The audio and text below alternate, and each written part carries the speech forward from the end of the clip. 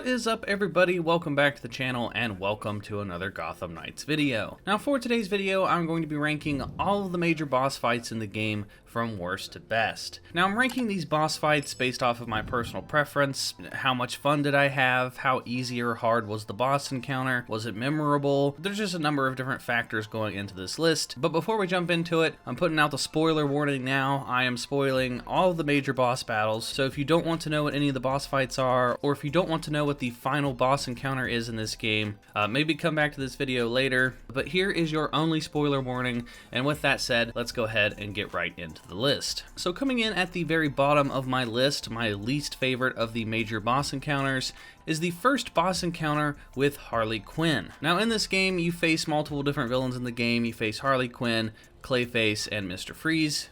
And the first boss encounter with Harley was my least favorite. And the reason it's my least favorite is because you don't actually fight Harley. Harley just sort of stands off in the distance and she's sort of pulling the strings to the whole show. And she makes you fight a bunch of her minions, and her minions basically just become mini bosses. Now the encounter definitely keeps you on your toes because you're facing multiple enemies at the same time. You start off facing them individually and then you face them together. They're constantly throwing in a lot of the smaller enemies as well. And then when you get to the final phase of the boss encounter, they throw in some different bomb objectives. You have to run around and fight all the different enemies and deactivate bombs. You know, my favorite part of this was having multiple things to do at once. I kind of liked turning off the bombs just because I wasn't really enjoying the boss encounter that much. At this point in the game, I had already faced a lot of the little small enemies and some of those big brute enemies. So having one of those big brute enemies as a boss fight, it just felt kind of boring because I already fought that enemy type multiple times.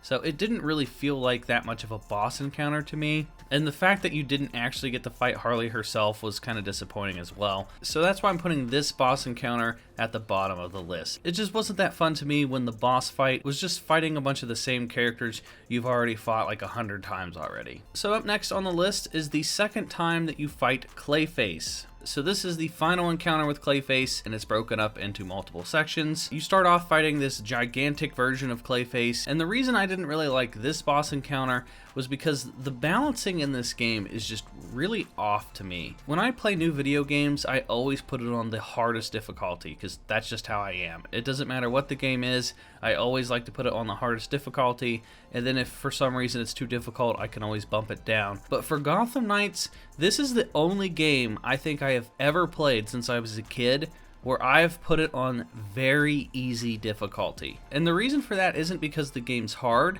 it's because they give enemies way too much health. In this boss encounter, I fought Clayface for over 40 minutes because he just would not die. The major issue with this boss fight was I was just beating on him for so long that he would eventually just wear me down from all my health packs. And it was just extremely frustrating to battle this boss for like a half an hour, and then eventually he would wear me down to nothing and I'd have to restart all over again. So I ended up beating this boss fight on very easy difficulty because he just had so much health. I was getting bored just beating on him with all my different abilities. And after you do it just so many times, it just gets really repetitive. I understand that he's made of clay and he should be able to take a lot of damage, but it just didn't make for a very fun boss encounter. I did like how there was multiple phases in this boss fight. You fight him in the first room, and then there's a bit of a chase scene through the sewers with your bat cycle, and then there's the final phase. Now the bat cycle chase scenes, I'm hit and miss on these chase scenes because they are kind of fun.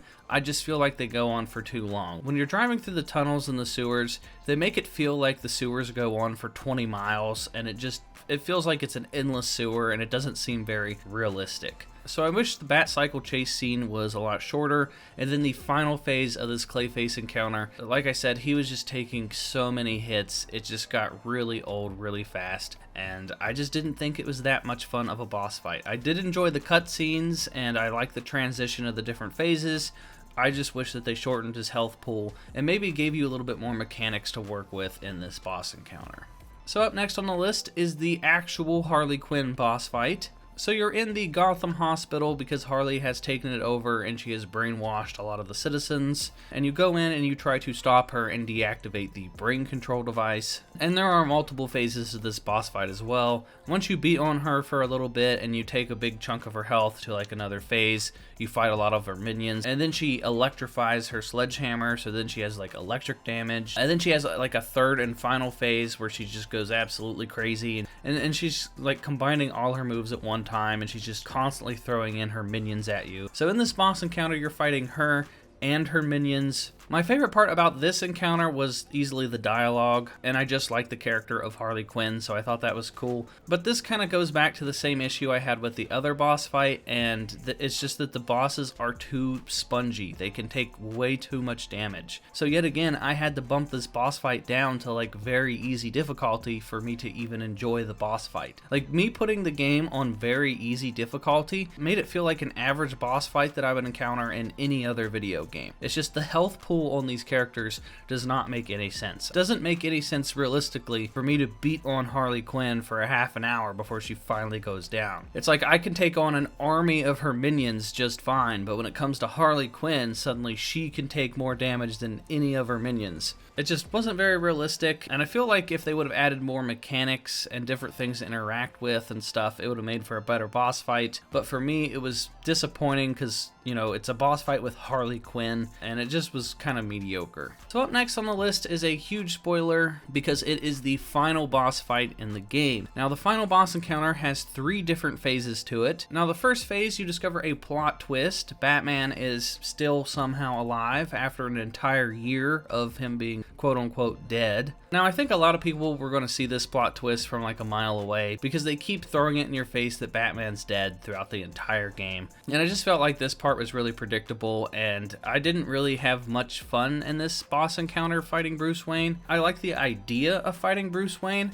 but the actual boss fight just wasn't that fun. You had to beat on him just multiple times, and then you had to go up and hit the action button to sort of snap him out of it and make him like wake up to reality. I think it would have been a much cooler boss encounter if they actually had him as Batman and he was wearing like his bat suit, and maybe he was brain controlled and he was using his bat gadgets like his Batarang, and it would have felt like you're actually fighting Batman instead of just a shirtless zombified Bruce Wayne, because he wasn't that hard of a fight. And when you're actually fighting Batman, I feel like it should be a challenge, and to me it was just a pretty easy encounter. And then the 2 phases after that, you face Talia al Ghul, and that boss encounter I thought was awful. She took so much damage, like even on the very easiest difficulty. I was in that boss encounter for at least a half an hour because she just wouldn't die. I was just beating the crap out of her and dodging almost all the moves that I could. She has a lot of spam moves where you just cannot counter them no matter what you try to do.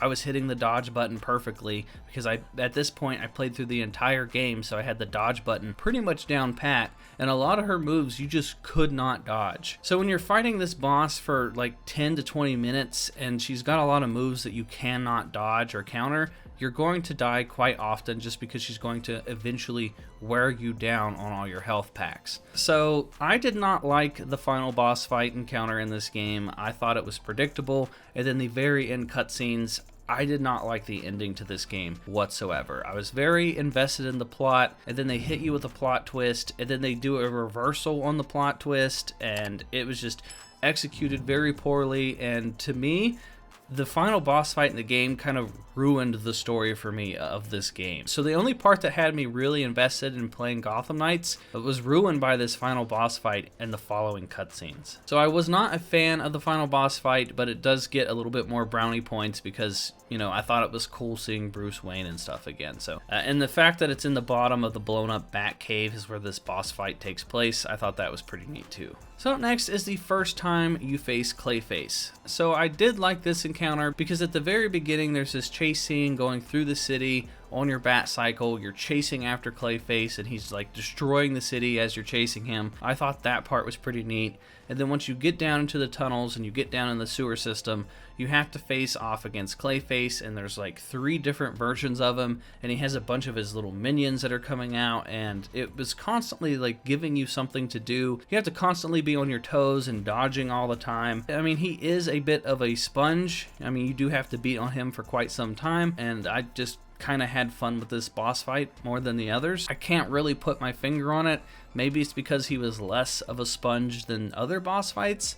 But for me, I thought this was a pretty enjoyable encounter, and this is one of the boss fights that kind of stands out to me over all the others. So getting into the final 2 boss fights, if you haven't figured it out by now, the final 2 boss encounters are both with Mr. Freeze. So I really like the design of Mr. Freeze in this game. I really like his suit, I like his powers. He just seems really cool, and I really love the environments that you fight him in, and the plot and the cutscenes. So up next on this list is the second time you fight Mr. Freeze, and he has this sort of giant mech tank robot thing. And the reason I'm choosing the second encounter right here on the list was because the tank was yet again really spongy, and it could take a lot of damage. And after fighting it for about 15 minutes or so, I kind of got a little bored of fighting the robot.